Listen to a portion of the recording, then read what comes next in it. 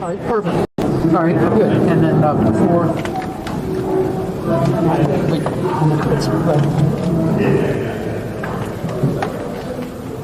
Okay, that's Nancy's question, Mike, and I'm not over there. That's all right. Bye.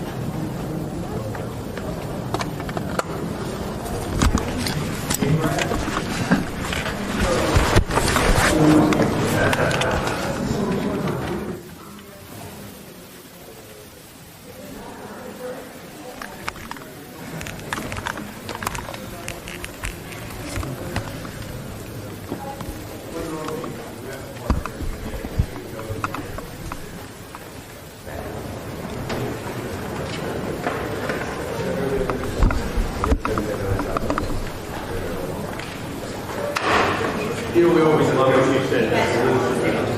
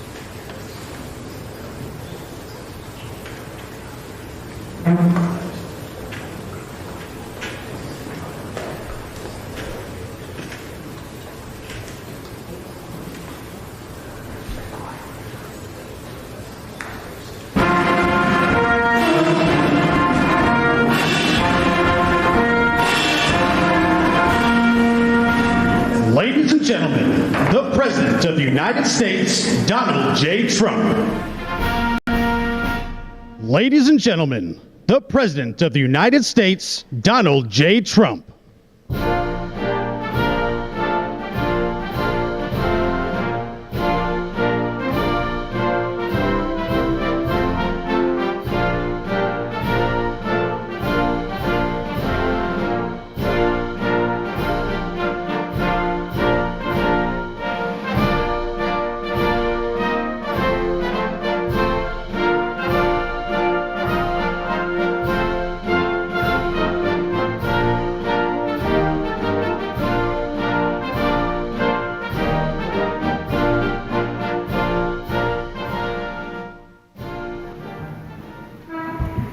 Well, thank you very much. These are exciting times. I think you probably want to speak about war rather than this, but this is very important. This is very important, and we're doing very well on the war front, to put it mildly, I would say.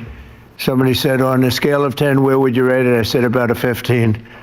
And we're going to continue to do well. We have the greatest military in the world by far. And that was a tremendous threat to us for many years. 47 years they've been killing our people and killing people from all over the world. And I think we have great support. And I think if we didn't do it first, they would have done it to Israel and give us a shot if that was possible. And if we didn't terminate the worst deal, one of the worst deals ever made, the Obama nuclear deal, I call it the Obama nuclear deal, where he gave everything to Iran, including a nuclear weapon. It was a road to a nuclear weapon. Bad things would have happened 4 years ago, because they would have had a weapon 4 years ago if I didn't terminate that deal. So we're in a very strong position now, and their leadership is just rapidly going. Everybody that seems to want to be a leader, they end up dead. And it's an amazing thing that's taking place before your eyes, because for 47 years we were pushed around, and we shouldn't have been. And I think I can say, and you see it as well as I do, you see the tremendous progress that's being made. Their missiles are being wiped out rapidly. Their launchers are being wiped out. They're attacking their neighbors. They're attacking their, in some cases, allies, or not so long ago allies. And, you know, it's really a nation that was out of control, and they would have used it on us if we let them, if we waited any longer. A big factor was Soleimani, the killing of Soleimani in my first term. And maybe the biggest factor was the rebuilding of the military in my first term. And then the B-2s hit the, and I use the word obliterate because it was a complete obliteration of their nuclear potential. And that set them back very, very seriously. If we didn't hit within 2 weeks, they would have had a nuclear weapon. If we didn't do the B-2 attack, a number of months ago they would have a nuclear weapon. And when crazy people have nuclear weapons, bad things happen. So we're in very good shape now. I want to let you know that, and we will continue forward. But it's a great display of military strength, and I'm very proud to have, with some of the people in the room, both senators and congressmen, we rebuilt, and women, we rebuilt our military during the first term, and we're using it a little bit more than I thought we would have to. Venezuela worked out really great. We have a wonderful relationship with the president and the various representatives, and we're taking out hundreds of millions of barrels of oil, and that goes to our benefit and to Venezuela's benefit. They'll be doing better than they've ever done before, and we will get a big piece of that, and we'll also make life wonderful for the people of Venezuela who have been very, very badly hit. So that's a lot said in a short period of time, but you can witness it for yourself. And now we'll get on to something that I'm very proud of, because it was sort of my idea, like Very much so. build your own power plant. And everybody thought I was kidding. They said, really, you can do that? How would you do that? I said, we'll get you fast permits, then you'll build your own plants, but we're going to discuss it in great detail with the biggest people in the industry and some of our great leaders and senators. And congratulations on the Medal of Honor for your 100-year soldier. You know, 100 years old, 101 to be exact. And Daryl's been fighting that he get the Congressional Medal of Honor for many years, Daryl, right?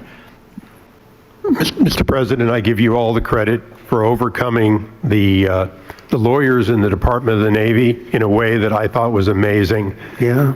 And Well, nobody could have done it but you. Maybe it'll be a long. We had to get it to him a little bit quickly, but he looks like he's in good shape. He's got some years left, right? He's planning to come back here for your next Medal of Honor ceremony, and he's also going to be the star at Tailhook this summer if you want to come to Reno. Well, I congratulate you for that success. That was amazing. He didn't stop. I've known him a long time. He never stops. So congratulations. It's very nice. We're here this afternoon for a historic signing that will help keep down utility bills very, very substantially, and electricity prices for millions of Americans, and in many cases for a lot of people that don't really understand why they're going up, but they're not going to be going up, they're going to be actually going down. Today we follow through on an announcement I made in my State of the Union address last week as America's largest tech companies officially signed the Ratepayer Protection Pledge. It's a big deal. We're going to have a tremendous impact on electricity costs. We're bringing down all of the costs. We have this little interlude to do what we have to do because we had it going, but these interludes are very important, especially this one. But the economy has never been like this. We broke 50,000 on the Dow. People thought we wouldn't do that within the first 4 years. We did it in the first year. And we brought 7 on the S&P, 7,000 on the S&P. They said that's even less likely to happen. And we did that too, all within the first year. Under this new agreement, big tech companies are committing to fully cover the cost of increased electricity production required for AI data centers. And that would be prices for American communities will not go up, but in many cases will actually come down and very substantially. Because, you know, the data centers, and you people are so big, you're the biggest in the world, but they've developed a little bit of a bad public, they need some PR help, because people think that if a data center goes in, their electricity prices are going to go up, and that's not happening. It's not going to happen. And for the areas where it did happen, it won't happen anymore because they never had this alternative. It's actually going to mean the prices come down. You're going to see how badly they want. Some centers were rejected by communities for that, and now I think it's going to be just the opposite. This means that the tech companies and the data centers will be able to get the electricity they need, all without driving up electricity costs for consumers. This is a historic win for countless American families, and will also make our electricity grid stronger and more resilient than ever before. So that's part of it. It's going to be strengthened up. and they're going to be getting a lot of excess electricity from the data centers where they build their own plants. They're going to be creating their own electricity. We're pleased to be joined today by Speaker Mike Johnson, who's got a difficult job, but he does it as easy as anybody I've ever seen do that job. It's never easy when you have a majority of 2, or sometimes less. Yeah, I was going to say, sometimes less, but he's amazing. And Energy Secretary Chris Wright, who's worked so hard, and Senators Katie Britt, Bernie Moreno, John Husted. Thank you, everybody. Really great. Thanks, Katie. Representative Darrell Issa and Derek Van Orden. Thank you both. And Derek, thank you. Nice to see you. OSTP Director Michael Kratsios, AI and crypto czar David Sachs, as well as the commissioners of the Federal Energy Regulation and Regulatory Commission, and an audience. In the audience, you have Laura Swett, David Rosner, Lindsay C., and Judy Chang, all very well-known people, especially in this group of geniuses. We have a lot of geniuses here, and a lot of geniuses that are also very strong people representing labor. We love labor. We love these guys.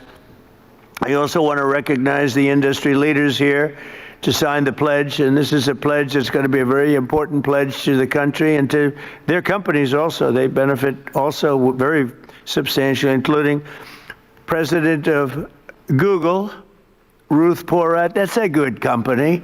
That's big stuff. Google, that's it. You know, it used to be U.S. Steel and things like that. Now it's Google and other places. President of Meta, Dina Powell, who was with me. Dina Powell was with me for a long time, and I called up Mark and I said, congratulations, that was a good hire. Right? That was a good hire. She's fantastic, and her husband is fantastic. He's a great senator, and he ran in a place called Pennsylvania, and he ran against somebody that was very tough to win. It was very, very tough to win, and he won pretty easily, actually. People were shocked. I wasn't. You and I weren't surprised, were we? But he's a spectacular man. President of Microsoft, Brad Smith. Thank you, Brad. It's good to see you. Microsoft is unbelievable. COO of OpenAI, Brad Lightcap. Brad, where are you, Brad? Brad, you're so young. Look at how young. I think you have to be young in that world, perhaps. Thank you, Brad. CEO of Amazon Web Services, Matt Garman. Matt, thank you, Matt. Very well. Say hello to my friend, right? Doing a good job. CEO of Oracle, Clay Moosquark. Moosquark. Is that fairly good? I don't know. I'm not sure. I usually don't. I just go right over it and I say Moosquark. But how are you? Thank you very much. Appreciate it. I give you a hard job. It's a hard name. You did good. You did well for the difficulty of that name. That's right. I think so. Thank you very much. And Gwen Shortwell, of XAI, another real leader. Thank you very much. Thank you. Thank you very much. Appreciate it. And say hello, right, to a special person. The last administration, their allies in Congress gave us the worst inflation in, I say, the history of our country, but they say 48 years. So I'll take either one. It doesn't matter. The press gets very upset when I say in the history of our country. They get very angry about it, actually. They say it was only 48 years. I say, you know, in some ways 48 years sounds worse because it's very specific. But it sounds a little worse. But either way, take either one. And the ruinous energy policies were a big reason why many working families, utility bills increased more than 30% during the Biden administration, the worst administration in the history of our country. That's why on day one, I declared a national energy emergency. We had no choice but to do that, and signed an executive order to dramatically accelerate construction of new energy infrastructure, which we are doing at record numbers. And we're rapidly bringing down those costs, very rapidly. We inherited a mess. I say it all the time. We inherited a total mess And in many cases, we've fixed it, but we're fixing it. And we'll always be fixing it. We're going to make it better and better and better.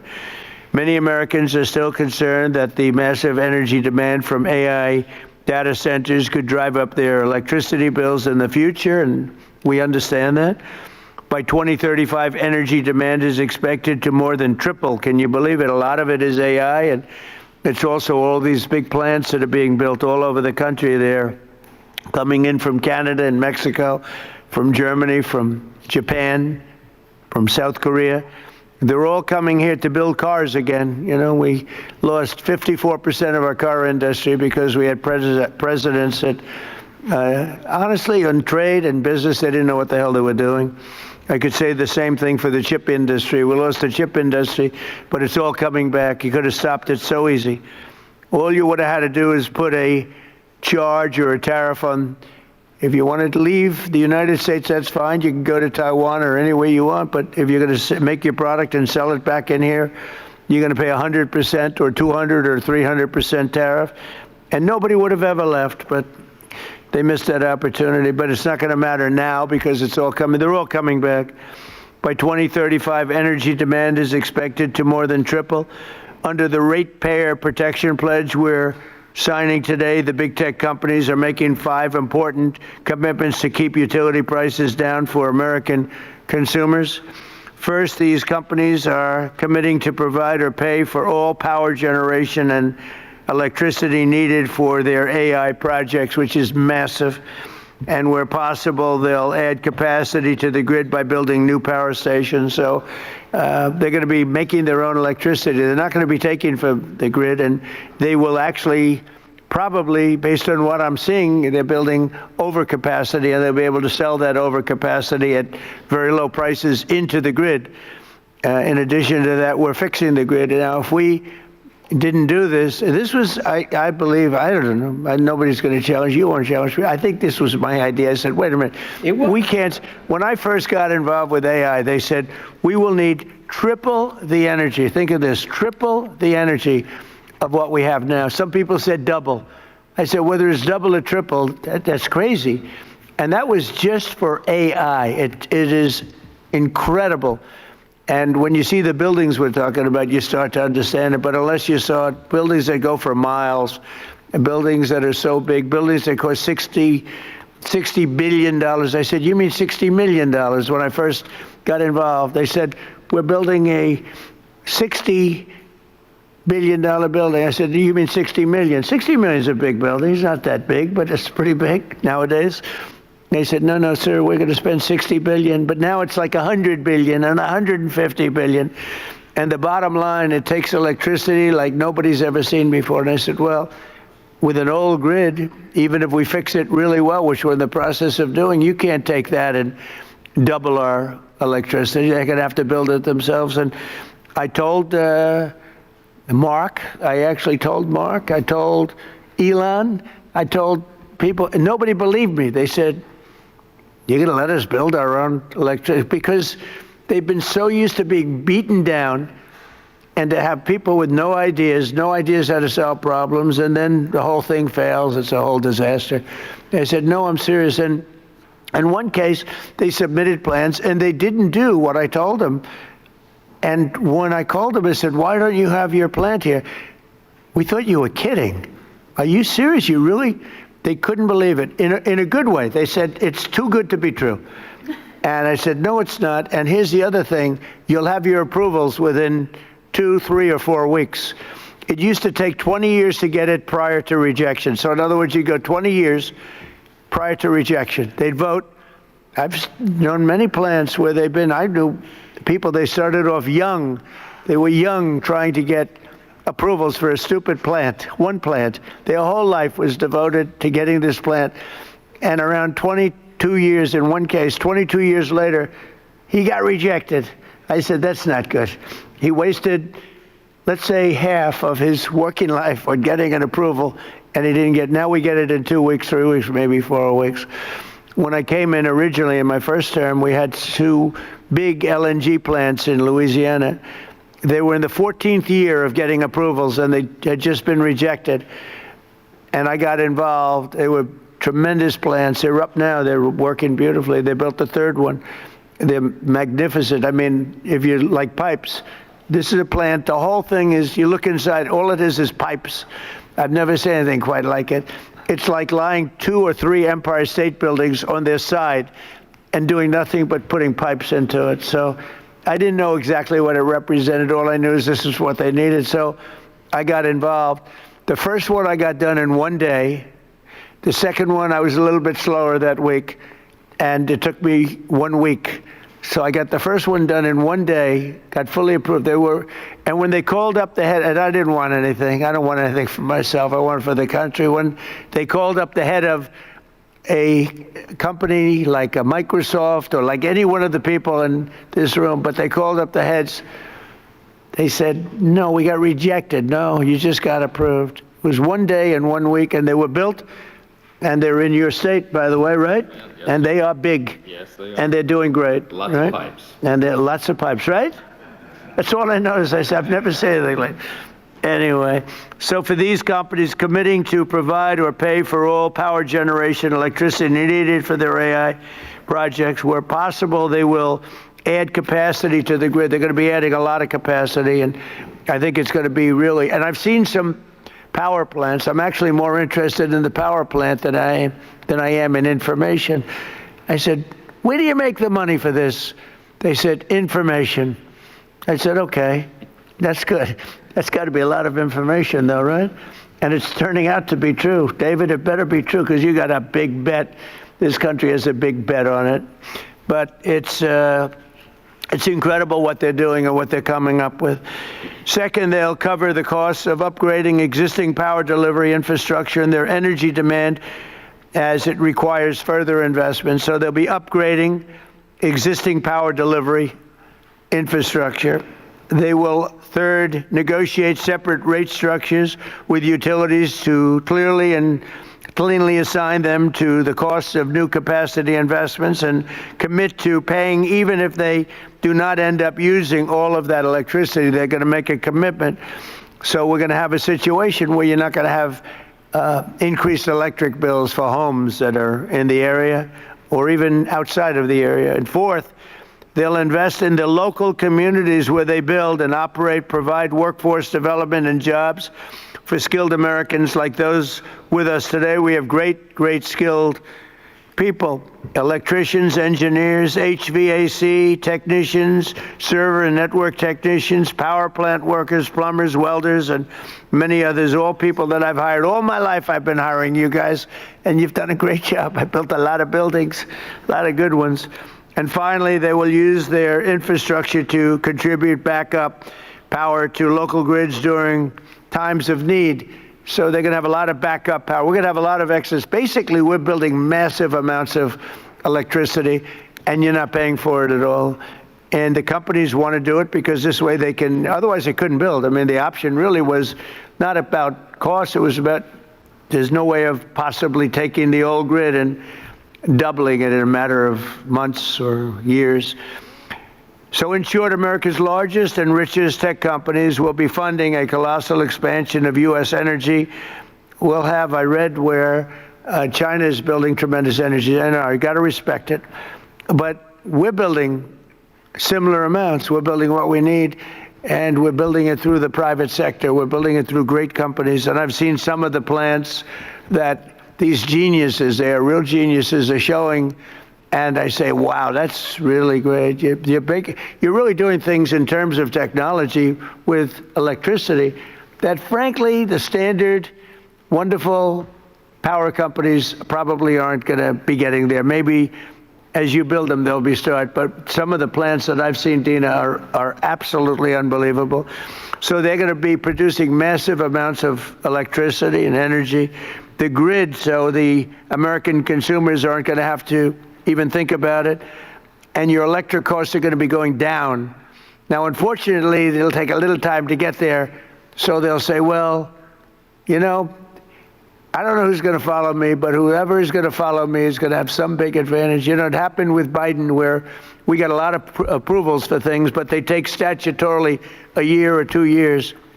And I got one on medicine That was good. Not as good as favored nations, which we just got. That's 80 and 90% drops, okay? Nobody's going to believe it.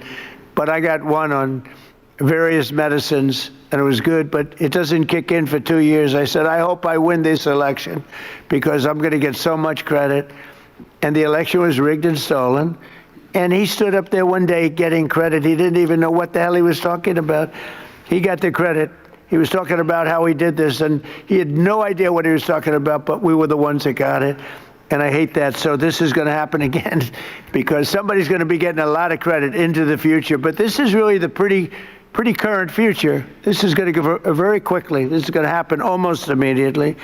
The United States is leading the world in AI by a lot. We're leading China. We're leading everybody by a lot. Without this, you wouldn't even, I don't think you could build, Brad, you couldn't build a plant, right? Without this, I don't think you could, you'd have to rely on the grid, and you wouldn't be able to do that. So the United States is leading by a lot. We're leading everybody. And it's not only, other countries are very much into it. They all want it. But we're going to be dominant in this field, which is very important. In crypto, we want to be dominant. We want to be dominant in everything we do. And this agreement will ensure that America can maintain the most advanced AI infrastructure on the planet without American families being forced to pick up the tab. And that's why the early ones, they hook up to the electric utilities and they can't produce the kind of numbers electric-wise that they want, and they end up raising the rates. It's not going to happen anymore, and now it's going to go the opposite way. They'll make a lot of money, and electric rates, we actually think they're not going to stay. I think they're going to actually, Chris, they're going to actually come down. So your electric bills will actually come down. It'll take a little while, but not long. So this new strategy, never tried before in any country, will pave the way for continued American dominance in energy and technology working together. So you're going to have great energy sources because you're going to build them yourself, and if they're not good, you'll make them a little bit bigger and better, right? But again, a lot of people, it took me 6 months to convince people that I was serious about this, and we have a very big key to what we're doing is Lee Zeldin. He's in charge of the environmental department and energy. And the job he's done is incredible, getting you fast approvals. So some of the plants are starting and they're coming in. I say, Lee, 2 weeks for natural gas. Don't worry about wind. Forget it. It's worthless. You don't get approvals for wind. We don't do wind in this because it's a loser. Except for China, they make all the windmills. China makes all the windmills. The only problem is they don't have wind farms. You ever think somebody's going to have to look at that? How many wind farms have you seen lately in China? They make the windmills, they sell them to the suckers over in Europe. Europe is buying them by the thousands. And I told them for 3 years, this is not going to work out well. And now they're saying I was right. But I say, natural gas, clean, beautiful coal. We don't ever say in the Trump administration, you're not allowed to use the word coal unless you precede it by saying clean, beautiful. And Chris made a beautiful speech about 3 weeks ago, and he took me very, very seriously. And every time it was about coal, and every time he mentioned coal, it'd say, clean, beautiful coal, clean, beautiful coal, clean, beautiful. I said, Chris, easy. It sort of stepped in the speech a little bit. It was a little much, but we got the point across. That coal is clean and beautiful. Well, look, it's so many of the nations that are working are using coal, and you can do things with coal today that are incredible in terms of the environment and in terms of cleanliness. But I said 2 weeks for oil and gas, coal, and for nuclear power plant, maybe take 2 or 3 weeks. You can add on an extra week. But Lee Zeldin has done an amazing job in getting you all of the permits that you need, because normally that would take many, many years, and they're already building the plants. They're being built all over the country, and they are incredible. So with that, I'll introduce Chris Wright, who's we were lucky to get him. Doug Burgum convinced me he was the best guy. I wanted Doug Burgum for his position, and because I'm very impressed with Doug, he's doing a fantastic job. He said, there's somebody that's better than me on energy. I said, a guy named Chris Wright. He's the biggest in the industry. He's the smartest. He's the best. I say, really? He's better than you? And Doug has a very big ego. So for him to say that, was not easy, but I met Chris, and it was sort of love at first sight. He has done some job, and so has Doug. We gave him Interior, where they have all the oil, and we gave him Energy, where they take it, right? So we sort of did a friendly merger without going through Congress, because if we went through Congress, it would never get done unless the Speaker wanted to get it done, in which case it would be all right. So, Chris, you could say a few words, please? You bet. First of all, thank you all for being here today. The reason we're here and the things that are going to happen are because of the people in this room. I want to thank you, Mr. President, for your leadership. Very early on, I mean, first week, I'm in my new job. I haven't had a boss in 40 years, and I'm in the Oval Office adjusting to this, and the President says to me two things very clearly. He says, number one, we have to lead in AI. We have to lead. This is a transformative technology. America must lead in AI, and the old energy policies that were going on would not lead in AI. We need to lead in AI. Number two, the government's a bureaucracy. It's always in the way of things. It's been in the way of AI. We've got to run the government like a business. The businesses who want to invest are our partners, and get them here right away, and we've got to work with those partners. And boy, we have 7 incredible leaders in the room today. We're going to win in AI, and we're going to stop the rise in electricity prices because of the 7 leaders that are sitting around this table. The President said you're going to work with them like a business leaders. Ultimately, this is not a negotiation where one side wins and one side loses. We have the same interests. The interest of the businesses is to be embraced by the communities so they can build and develop data centers in their communities. Those data centers that are developed there are going to bring jobs and opportunities for people. They're going to have us lead in artificial intelligence, critical for our economy, critical for our national defense, and critical for our security. The nation that leads in AI will be the military superpower. That has been and must remain the United States of America. But this is a pivot, and this is a transformation, and it's the bold leadership of the President and the bold long-term vision of the business leaders that I am very proud to call partners and friends around this table that have invested that money, that have developed those technologies, that are willing to invest those dollars, and are also willing to fix the biggest problem. We had 30% electricity price rises during the Biden administration, and we shrunk our amount of available dispatchable electricity. That is a train wreck waiting to happen, and the President recognized from the start, we have to lead in AI and we have to stop electricity price rise, and those are not in contradiction. These companies are smart, they're powerful, they're strong, they can build power, partner with them.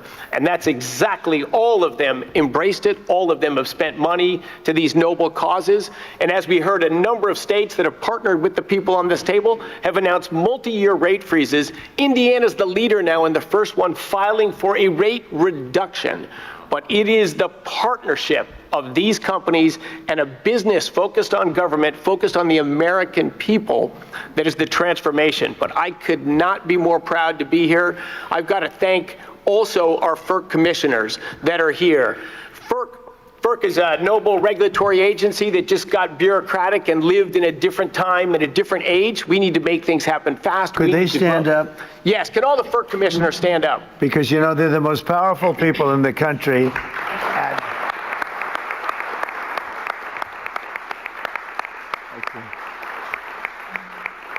I have had more people say, do you know FERC? I said, do I know FERC? What about FERC? And I learned so much about you, and you are the most powerful people in the country, so we want to be very nice to you. Please get us approvals. Please get us those approvals, okay? Thank you all very much. Thank you. The FERC team has worked hard, smartly, and practically to enable the revolution that's going to happen. America leading in AI and stopping the price rises. Thank you all so much. And boy, one of the other things I'm crazy lucky about is to work as a partner with a guy who has the hardest job in the world and does it with a smile, does it with charm, and does it with grace. Speaker Mike Johnson. Well, thanks so much, Mr. Secretary. Thanks to you all. It's a great honor to be here with the leaders of tech and industry, the FERC commissioners. They are so very important, and all these folks who help all this happen. Look, only President Trump has the gravitas to be able to assemble the leaders of all these great companies in one room, and also to conceive of an idea like the Ratepayer Protection Pledge. This is an idea whose time has come. I think it's going to be so well received around the country because, let's be honest about it, there are concerns that people have had. There's a lot of misinformation out there, Mr. Secretary, about the rise in energy demand and what that's going to mean for our communities. So it is so meaningful to have leaders, the titans, to come in and say, everybody be calm. This is going to be great. It's actually going to be better going forward. Not only is America going to stay on top and lead and be the strong superpower that we are, we're going to continue to lead on AI. We're going to continue to make the communities better. I'm in the state of Louisiana. A lot of this is happening in Louisiana, Mr. President. It's not just a bunch of beautiful pipes. It's also data centers. Matt is doing a big one. And of course, Amazon's working in Louisiana, and Stack, and so many of the other companies. And our communities are so grateful to have that investment, and also grateful because they're coming in as great corporate partners, community partners, and they're acting responsibly. They're helping to build out the energy grid, and they're making life better, not just with good paying jobs. They're actually making life better in these communities and in our states. And so we're so grateful for that. I like what you said a moment ago. This is a win-win-win across the board. You have everybody who's come to the table in good faith under the leadership of this extraordinary president to make this happen for the country. It's at the perfect time. Trust is not given by communities and local stakeholders. It's built over time. And I think this pledge is a huge part of building that important foundation for the future. America's back, Mr. President. I'm so excited about that. Excited to be a part of this. Thanks so much for letting us be it. Yeah. I think we'll go with John. Is that all right? John Houston? Thank you, Mr. President. In places like Ohio, this is a very, very big deal. I know that you know well that if we want to have economic dominance and national security dominance, we need to have technological dominance. And AI and data centers are a big piece of that. And I know that the American people want to win. They want to win this just like you do. We want to be superior to our challengers like China. We want to have AI dominance because that helps give our military, our manufacturing, everybody across the country needs AI dominance if America wants to win. And I know that you're the leader of the America First agenda. You want America to win, but so do the people in places like Ohio, but they're concerned about energy prices, right? They know that they like those folks out there, the construction trades that build these, the plumbers, pipe fitters, HVAC, electricians, the people that build the power plants, the laborers, the boilermakers. Like, these are working people in places like Ohio that do amazing work to build the data centers, to build the power plants, but people just are worried about their energy prices. And what you're offering today with this roundtable with the Ratepayer Protection Pledge, Mr. President, is great leadership because this solves the problem that people were worried about. And as the data centers build new power plants, it leads to energy stability, affordable, reliable electricity for American ratepayers, helping them win the affordability battle that you're leading on behalf of this great team that you've assembled. And I just want to say thank you for your leadership on this. Thank you very much, John. And I hear you're doing very well in your race. He's running for a very important seat in a great state that I like a lot. It's always been good to me, and it's going to be good to you, and it has been good to you. So good luck with that. Okay? Thank you, Mr. President. You're going to do good. Michael, please. Thank you so much, Mr. President. You have been talking about this issue beginning as early as the campaign in July when we released the AI Action Plan. This was a focal point of the speech you gave. Talked about it again at the State of the Union. So this is a culmination of this idea that you've been working on for quite some time. And the key to all of this is that American AI leadership should never come at the cost of hardworking Americans' ability to pay their electricity bills. And frontier AI that all of these great companies work on every day, along with the data centers that underlie them, are going to accelerate scientific discovery. They're going to unlock economic efficiencies. They're going to enable entire new industries to support the prosperity of all Americans. And to continue to lead in AI, these great companies need to make new data centers. We need new fabrication capacity. We need new manufacturing facilities, and we need new power plants to be able to do all this great work. And today, through this pledge, we are challenging all these companies to think bigger when it comes to data center construction by identifying ways that we can drive down the overall electricity cost, to ultimately strengthen grid resilience, and to create more American jobs in the communities that choose to build all of these data centers. By signing this pledge, all these companies here are making themselves accountable to you, Mr. President, and to the American people as they strengthen their commitment to benefiting the communities in which they build and they operate.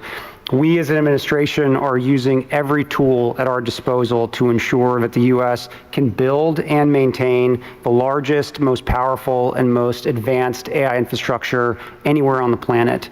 And today we recognize that building the future requires massive amounts of reliable energy.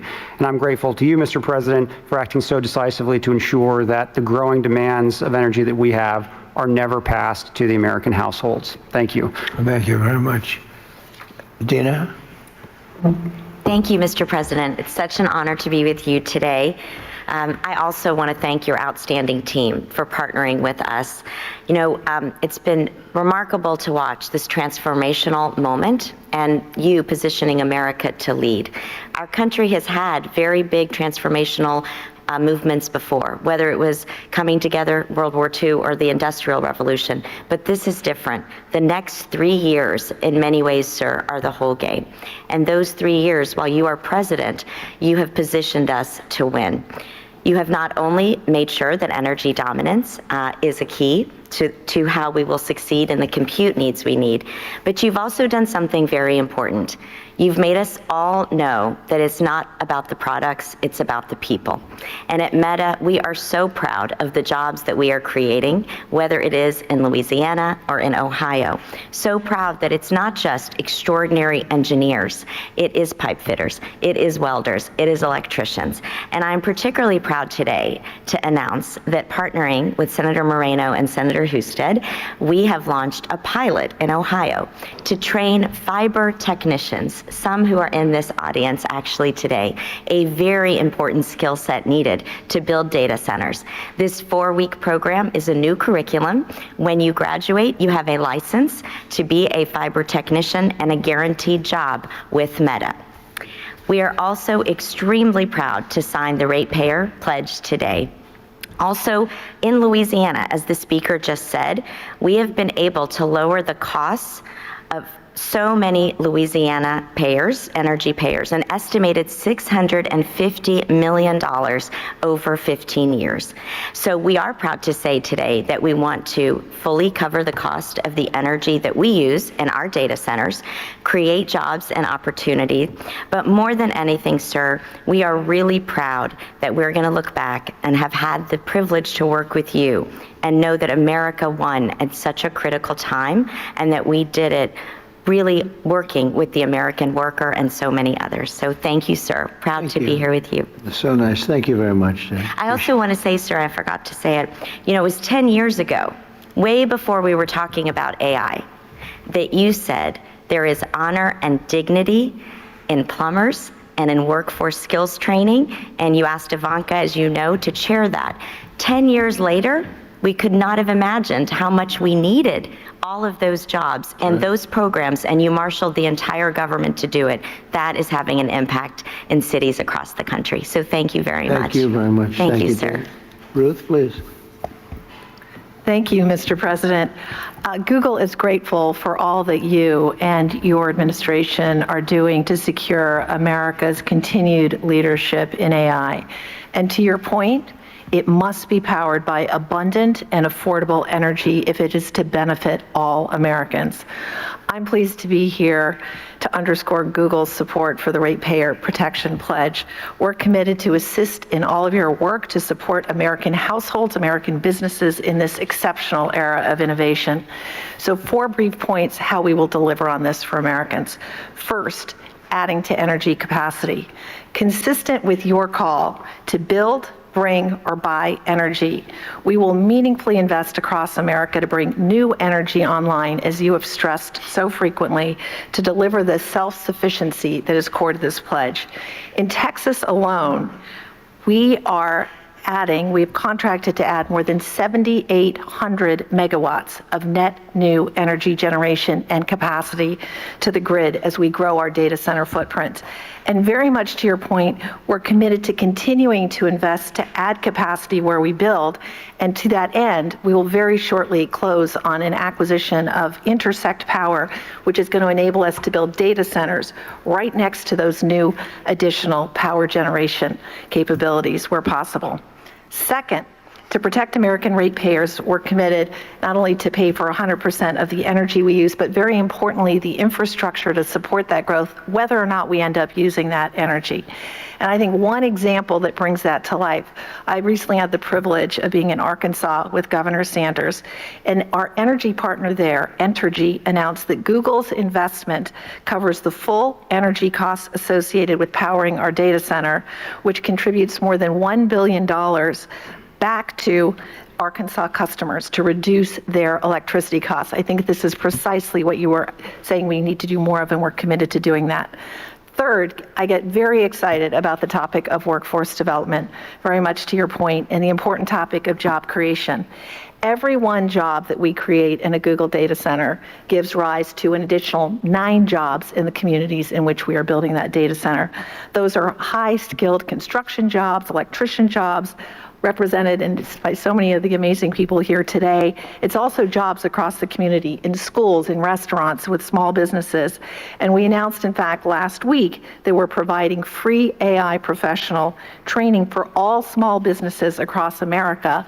And given the clear need for electrical workers in America, we're particularly proud of the work we've led to create an electrician training program, and we're committed to train 100,000 electrical workers and 30,000 new apprentices across the country. On top of that, we're excited about significantly growing these programs. We've heard the pledge. Finally, Mr. President, as you said, the American grid needs to be more resilient, and so we're investing here as well. 2 quick things. We pioneered demand response with data centers, so we, with technology, will move workloads out of the way during extreme weather events to make room for the community. And second, we're applying AI itself to the grid to increase capacity in the grid. So again, I want to thank you. I want to thank you all for convening us. The benefits from AI, responsibly delivered, are immense for America's businesses, for America's communities, and for its citizens. Thank you again for your leadership on this very important point. Thank you very much. Doing a great job. Thank you, sir. Gwen? Mr. President, I want to thank you for your... Thank you. That's why I'm here. I want to thank you for your leadership. Because of your work on this issue, I'm confident that we will win the race with in AI with China and succeed in delivering inexpensive, abundant electricity for the American people. As you know, XAI builds huge supercomputers and data centers, and we build them fast. Currently, we're building one on the Tennessee-Mississippi state line. As part of today's commitment, we will take extensive additional steps to continue to reduce costs of electricity for our neighbors. Mr. President, we want to be on your team to deliver a big win for the American people. XAI will therefore commit to develop 1.2 gigawatts of power as our supercomputer's primary power source, and that will be for every additional data center as well. We will expand what is already the largest global megapack power installation in the world. The installation will provide enough backup power to power the city of Memphis, and more than sufficient energy to power the town of South Haven, Mississippi, where the data center resides. We will build new substations and invest in electrical infrastructure to provide stability to the area's grid. We will build state-of-the-art, we haven't talked about that yet, but this is actually quite important. We will build state-of-the-art water recycling plants that will protect approximately 4.7 billion gallons of water in the Memphis aquifer each year. And we will employ thousands of American workers from around the city of Memphis on both sides of the Tennessee-Mississippi border. We will also commit to deploying our AI technology to make people's lives better, creating a period of abundance where electricity becomes cheaper and people have access to the best goods and services humankind has ever seen. Finally, Mr. President, we commit to take these efforts into orbit We are currently designing orbital data centers powered by the nuclear reactor in the sky. Launching supercomputers into space will mean even more energy on Earth, as all the power plants that we're building now and power sources we've built will be available to the communities instead of the data centers. I've been in the space industry for nearly 40 years, sir, and I have never seen things move more quickly than under your administration, so thank you for that. Mr. President, you've been strong and clear about building AI that benefits Americans and benefits American values, including demanding that AI is consistent with American values. In July 2025, you signed an executive order directing agency heads to support only those AI models that prioritize truth-seeking and are ideologically neutral. We fully support that order, and we're fully on board with the Ratepayer Protection Pledge, and I'm really excited to be here. Thank you so much for your commitment. Thank you very much. Thank you. Would anybody like to say something? We're finished with the official speakers, but we have the most important people in the room, and great people, political and otherwise. Would anyone have anything? Please, Darrell. Perhaps as the California representative here, I can tell you how excited I am about your proposals. First of all of you have major presence in California. And not long ago, I visited the largest site of one that's not here today, Apple. It's in Reno, Nevada, Mr. President. It is 1,700 acres. It goes on, as you said, forever with buildings. It is doing a great job. It is one of dozens. Most of you also have centers being put up in that same neighborhood just outside my state of California. The reason they're there is the availability of power. And the story I just wanted to briefly say that says a lot about the current state versus where you're putting it with the help of industry. They have what you would call huge, beautiful power plants, one after another that they have. They built them for backup because in Nevada they were able to get all the power they wanted, but they built in resilience there. They've only had to run them extensively when California calls and says, we're having a blackout. Would you please turn on your power generators so we don't go dark in San Jose, miles away? That said so much to me about the responsibility of these companies already in the past building backup power, but also the need to have the resilience that these plants will create as a result of your work. And they won't be diesel plants, they'll be clean burning plants, they won't be temporary or backup, they'll be positive. Lastly, my state has invested in solar, so much so that we have it to burn during the day. Literally, we burn it. We don't know what to do with it. The ability of these power plants to take solar when it's in excess and then provide that resilience 24/7, all as a result of your leadership. And so, as someone who is from a state that may build less of them, but needs them more than any other state, I want to thank you for what you're doing, because these companies now can be empowered to do a lot more than what they did so far on the edge of California to help California be part of winning the AI race. Thank you very much. We'll go very quickly. David, please. Thank you, sir. As I think all of you know here, we have an AI boom going on. We also have a construction boom going on. Just the leading companies in the U.S. are investing $650 billion this year building out this infrastructure. That's a 2% tailwind to GDP, and that is leading to job increases for construction workers and huge wage increases for construction workers like the fellows we got right up here. So this is a very important boom to sustain, and thanks to your leadership, Mr. President, we're doing that, and we're protecting residential ratepayers, making sure that their electricity prices will not go up. That's the combination we need. And I just want to contrast it, if I may, with the approach of Democrats like Bernie Sanders. Their approach is just to ban. They just want to ban the data centers. So they want to stop the economic growth. They want to stop the wage increases for blue collars. They want to stop the construction. They want to just stop progress. That's not the answer. There's a much better answer. You have found it, sir. And I just want to vouch for the fact that in one of our very first meetings, you did say that you wanted to make our AI companies into energy companies. So that was true. And I remember thinking, that's a really good idea. The president knows more about AI than I do.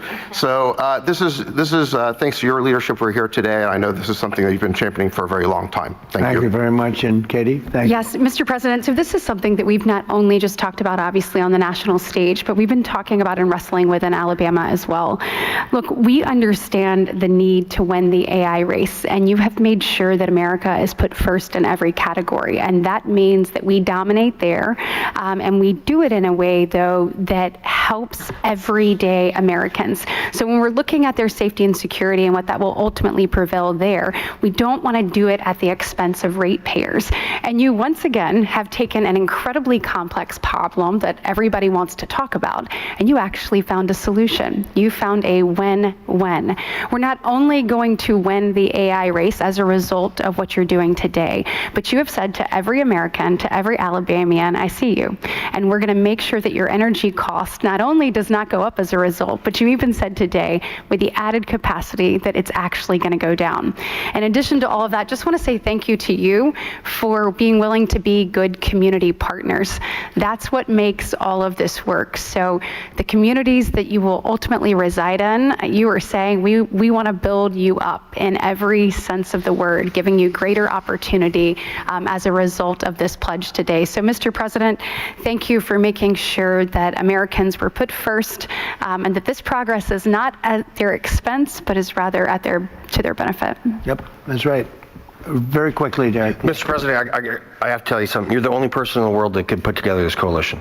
You are the only person in the world. I hope the American people understand what we're talking about here today.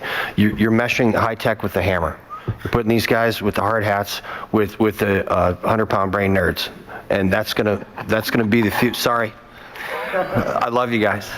And so, Mr. President, the thing that the American people need to understand is that you're not thinking about an election cycle. You're thinking about the next generation. And what you're doing today by having this coalition of people is making sure that the future generations, our children, are not going to have to be concerned about losing a war. And that means so much, especially in this time now. If people really take a step back and appreciate this is actual visionary leadership, and it's going to take care long before or long after we're all gone, sir. Your efforts today are going to make America great into the foreseeable future. So thank you so much. Thank you, Derek. You're doing a great job. Bernie, I think you're okay. You want to say something really fast, Bernie? Thank you. He gets my vote. He gets my vote. I have to go back and look at the war. You know, I have a lot of things happening. Thank you, Bernie. You're doing a great job. Please. This is Will Scharf. Go ahead, Will. You have anything to say? I think it's been pretty comprehensively covered by all the speakers you've had today, sir, but you're going to be signing a proclamation announcing the Ratepayer Protection Pledge. This is going to ensure American AI dominance in the years ahead, while also ensuring that American ratepayers, ordinary Americans paying their electric bills, aren't paying anything more. And along with the proclamation that you're signing, each of the CEOs and industry representatives that we have present here will be signing an actual copy of the Ratepayer Protection Pledge, committing them to your vision for this industry going forward. Pretty good, right?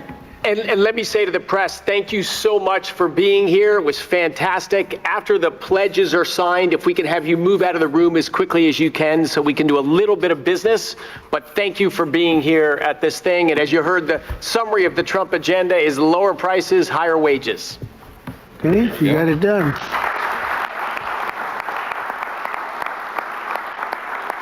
That's a good one. It's a good one,